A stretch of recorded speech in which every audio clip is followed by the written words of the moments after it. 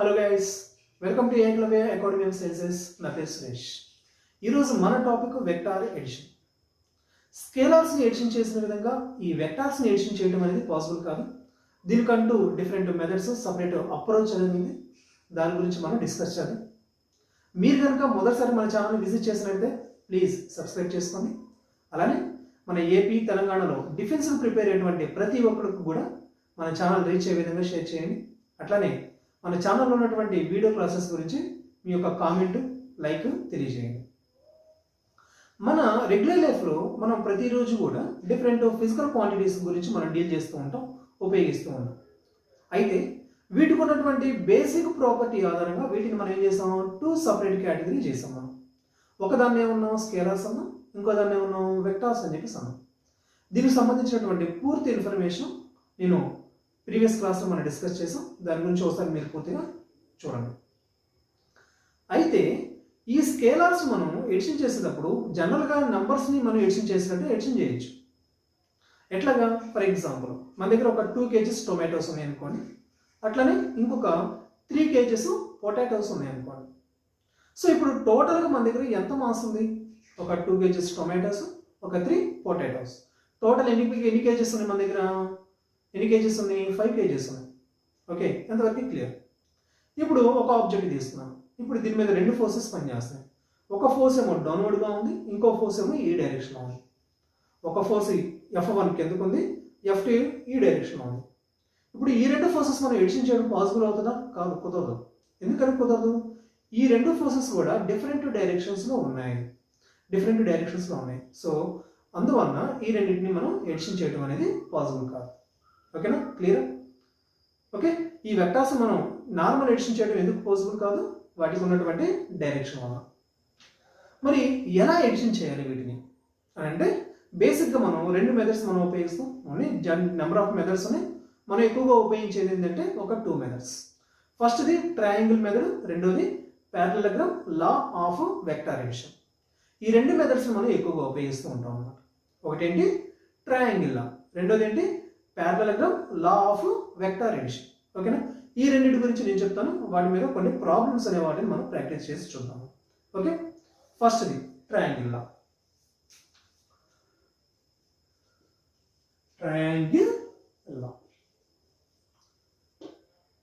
చాలా సింపుల్గా ఉంటుంది, చాలా ఈజీగా ఉంటుంది ఈ ట్రయాంగిల్. ఇక్కడ మనం ఒక 2 వెక్టార్స్ మనం ఎడిషన్ చేస్తున్నాము.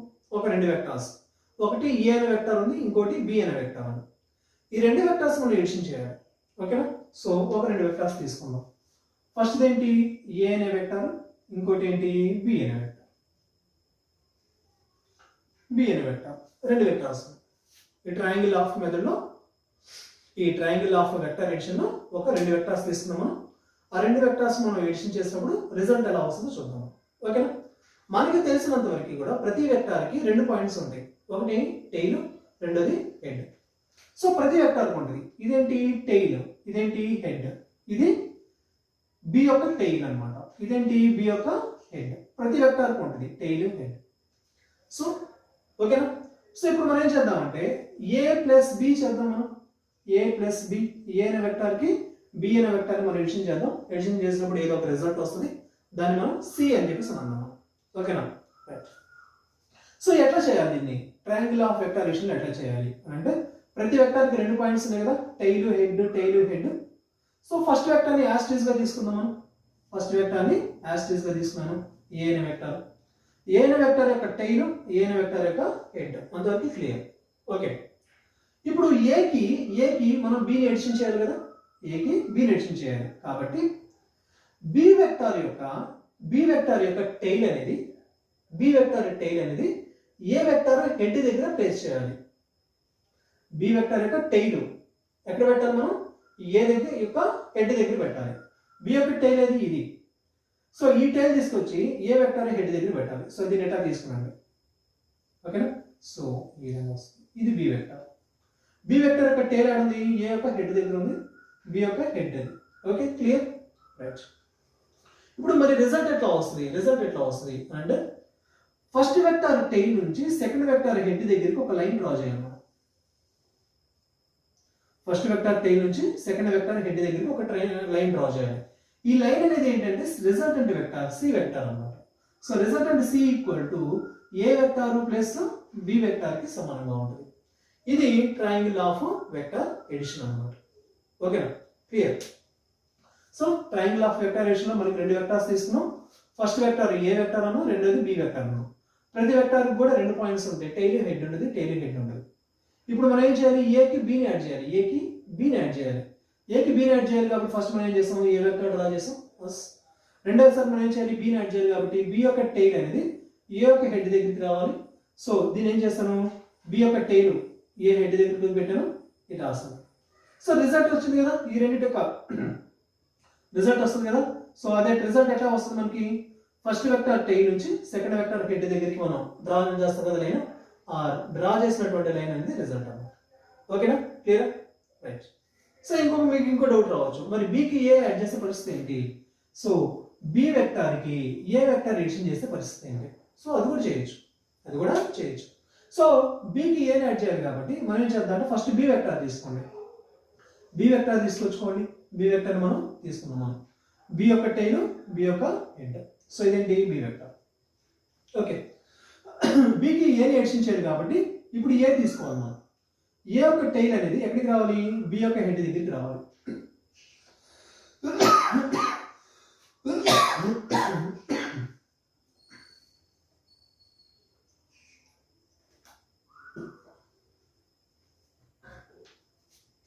బి వెక్టార్కి ఏ వెక్టార్ని ఎడిషన్ చేయాలి కాబట్టి సో ఫస్ట్ మనం బి వెక్టార్ తీసుకున్నాం, తర్వాత మనం ఏం చేయాలి, ఏ వెక్టార్ తీసుకోవాలి.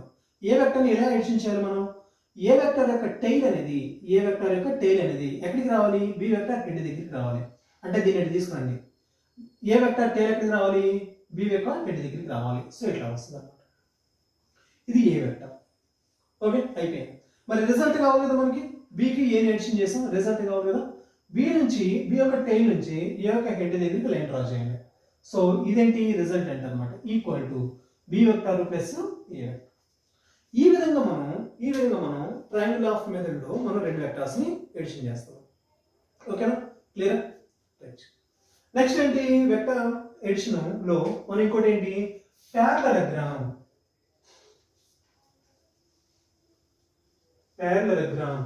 లా ఆఫ్ వెక్టార్ ఎడిషన్.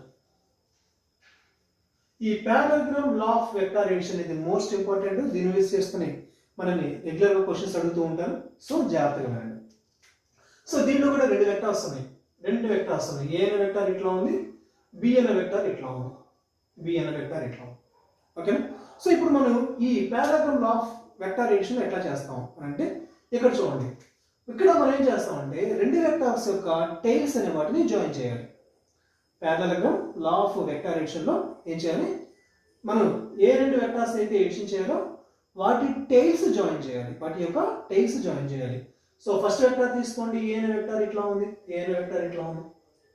ఈ ఏ వెక్టార్ యొక్క టైల్ ఇప్పుడు మనం ఏ అనే వెక్టార్కి ఏం చేయాలి, మనం బి అనే వెక్టార్ని ఎడిషన్ చేయాలి కదా. సో అప్పుడు ఏ వెక్టార్కి బిని ఎడిషన్ చేయాలి కదా, కాబట్టి బి వెక్టార్ యొక్క టైల్ అనేది ఏ వెక్టార్ యొక్క టైల్ దగ్గరికి రావాలి. రెండింటి యొక్క టైల్స్ జాయిన్ చేస్తే సరిపోతుంది.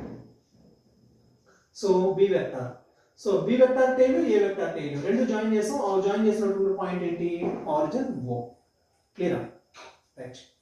సో ఇప్పుడు మనం ఈ రెండింటిని ఎడిషన్ చేయడం వల్ల వచ్చేటువంటి రిజల్ట్ ఎట్లా ఉంటుంది అంటే మనకి ప్యారలలోగ్రామ్ యొక్క డయాగ్నల్ లా ఉంటుంది అని చెప్పేసి అన్నాడు. ఇది resultant A equal to A bar plus B bar. Okay, clear. మరి ఇక్కడ ప్యారలలోగ్రామ్ ఏది, సో ఏం లేదు, ఏ వెక్టార్కి ప్యారలల్ గా వెక్టార్ తీసుకోండి. ప్యారలలోగ్రామ్ లో మనకి ఏమవుతుంది, opposite sides are equal. So ఏకి ప్యారలల్ గా లైన్ తీసుకోండి, ఇంకో వెక్టార్ తీసుకోండి. అట్లానే బికి ప్యారలల్ గా ఇంకో వెక్టార్ తీసుకోండి, ఇది బి వెక్టార్. సో అయిపోయింది, కంప్లీట్ అయిపోయిందా, ప్యారలలోగ్రామ్ కంప్లీట్ అయిందా. ఈ ప్యారలలోగ్రామ్ యొక్క డయాగ్నల్ లా ఉంటుంది అనమాట రిజల్టెంట్. ఓకేనా. సో ఈ రిజల్టెంట్ కనుక్కోవడం కోసం మనకు ఒక సపరేట్ ఫార్ములా ఉంది. ఏంటంటే ఇది రిజల్టెంట్ కనుక్కోవడం కోసం మనకు సపరేట్ ఫార్ములా ఉంది. ఆ ఫార్ములా చెప్తాను, జాగ్రత్త చూడండి. Root of A square plus B square plus 2ab cos theta. చాలా important. Parallelogram law of vector addition లో మనం రిజల్ట్ కనుక్కోవడం కోసం మనం ఉపయోగించే ఫార్ములా ఏంటి, R equal to root of A square plus B square plus 2ab cos theta. Clear. అట్లానే ఈ ఏ వెక్టార్ కి బి వెక్టార్ కి మధ్య కొంత యాంగిల్ ఉంది, థీటా యాంగిల్ ఉంది కదా. ఆ థీటా యాంగిల్ మనం ఇక్కడ ఉపయోగిస్తాం అన్నమాట. ఏ వెక్టార్ బి వెక్టార్ మధ్య కొంత యాంగిల్ ఉంది కదా, ఆ థీటా అనే దాన్ని ఇక్కడ ఉపయోగిస్తాం. ఓకేనా? క్లియర్. ఇకపోతే దీంట్లో ఇంకొక చిన్న ఫార్ములా ఉంది, అదేంటంటే డైరెక్షన్ అన్నమాట. డైరెక్షన్ చూడండి, ఇక్కడ వెక్టార్ ఎడిషన్ చేస్తున్నాం మనం. వెక్టార్ ఎడిషన్ చేసేటప్పుడు మనకి వచ్చినటువంటి రిజల్టెంట్కి ఏముండాలి? మ్యాగ్నిట్యూడ్ ఉండాలి, డైరెక్షన్ ఉండాలి. డైరెక్షన్ ఉండాలి. ఇదేంటి మ్యాగ్నిట్యూడ్, ఇదేంటి రిజల్టెంట్ యొక్క మ్యాగ్నిట్యూడ్. ఇది మరి డైరెక్షన్ కావాలి కదా. సో డైరెక్షన్ ఇలా చెప్తాను చూడండి. tan alpha equal to, alpha అంటే ఏంటి? ఇది రిజల్టెంట్. రిజల్టెంట్ కి ఫస్ట్ వెక్టర్ కి మధ్య ఉన్నటువంటి angle alpha. So tan alpha equal to a sin theta by a plus b cos theta. Sorry b sin theta by a plus b cos theta. ఈ విధంగా మనం ఫార్ములా దాన్ని ఉపయోగించి ఆ డైరెక్షన్ అనే దాన్ని మనం మెజర్ చేస్తాం. ఓకేనా? సార్ స్క్రీన్ షాట్ తీసుకోండి.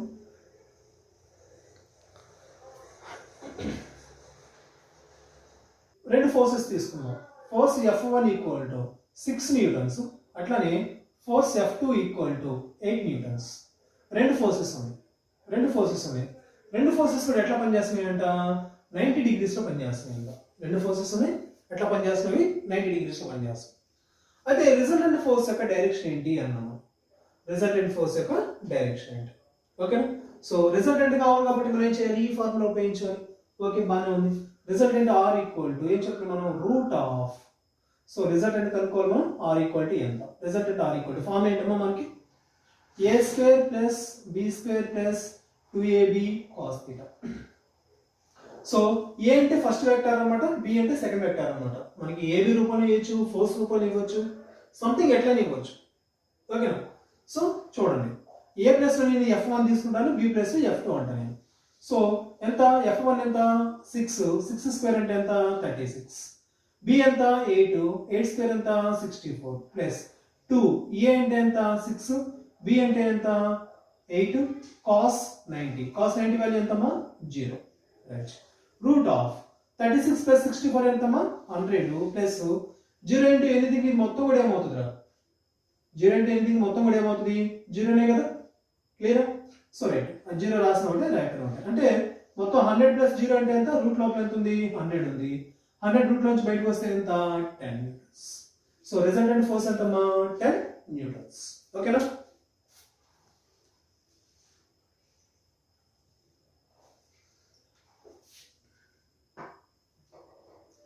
రైట్. నెక్స్ట్ ఇంకో ప్రాబ్లం చెప్తాను చూడండి. ఈ రిజల్టెంట్ ఫార్ములా దాన్ని ఒక పక్కన రాసుకోండి.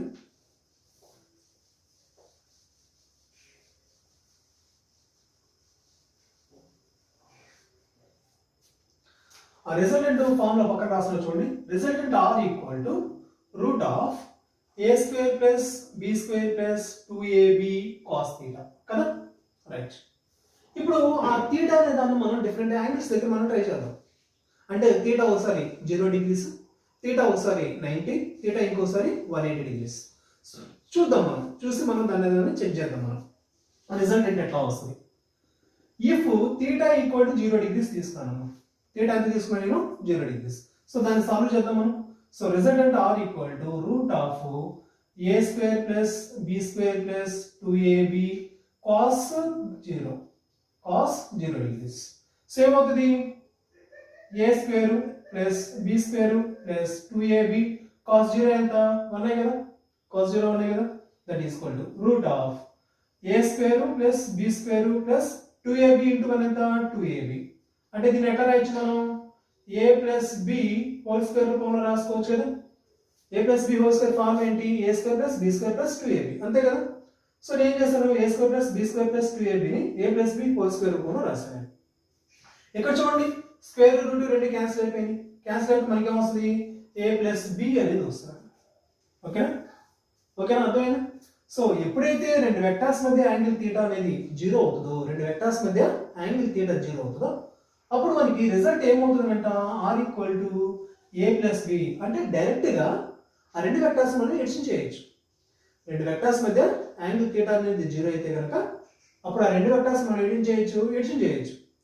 థీటా 0 అయింది మనం ఏం చెప్తాం? ఫర్ ఎగ్జాంపుల్ చూడండి, ఇది ఫస్ట్ వెక్టర్, అదేంటి ఫస్ట్ వెక్టర్. ఇప్పుడు దీనికి ప్యారలల్ ఇంకో వెక్టర్ వచ్చింది, ఇది సెకండ్ వెక్టర్. ఇది F1 అన్నాం, ఇదేమో F2 అన్నాం. సో F1 ఎంత తీసుకుందాం మనం? 5 న్యూటన్స్ తీసుకుందాం. F2 ఎంత తీసుకుందాం మనం? 10 న్యూటన్స్ తీసుకుందాం మనం. సో F1 ప్లస్ F2 ఎంత అవుతుంది అంటే F1 ప్లస్ F2 ఎంత మనకి? 5 ప్లస్ 10 ఎంత? 15 న్యూటన్స్. డైరెక్ట్ వేసేయచ్చు.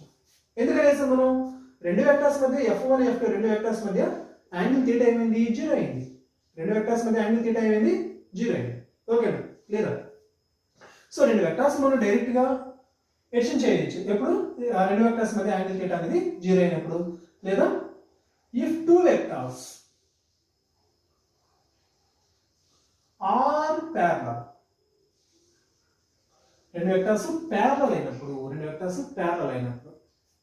సో రెండు వెక్టర్స్ ప్యారలల్ అయినప్పుడు వాటి మధ్య యాంగిల్ థీటా ఏమవుతుంది? 0 అవుతుంది. ఓకేనా? క్లియర్? రైట్. సో థీటా 0 అయితే పరిస్థితి అది. మరి థీటా అనేది థీటా ఈక్వల్ టు 180 అయితే పరిస్థితి ఏంటి?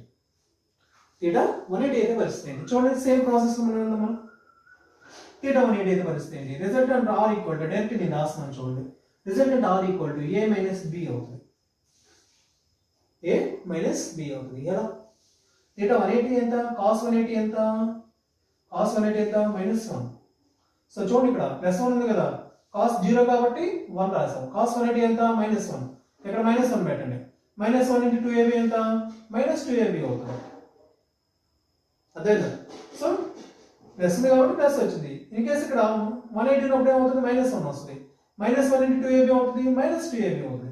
అంటే a² + b² -2ab అవుతుంది. అంటే ఇది దేని formula? a - b whole square formula. a - b whole square formula. So అప్పుడు రిజల్ట్ ఏమవుతుంది మనకి? Root of resultant R equal to root of a - b whole square అవుతుంది. a - b హోల్ స్క్వేర్ అవుతుంది. Square root cancel అయ్యింది, a - b అవుతుంది. ఓకేనా? Clear? అరే ఇక్కడ ఏమవుతుంది? థీటా 180 అయినప్పుడు 0 అయినప్పుడు ఏమో రెండు డైరెక్ట్ మనం ఎడిషన్ చేసాం. థీటా 180 అయినప్పుడు రెండింటి మనం ఏం చేస్తాం? ఇక్కడ సబ్ట్రాక్షన్ చేస్తున్నాం. రెండింటి మనం ఏం చేస్తాం?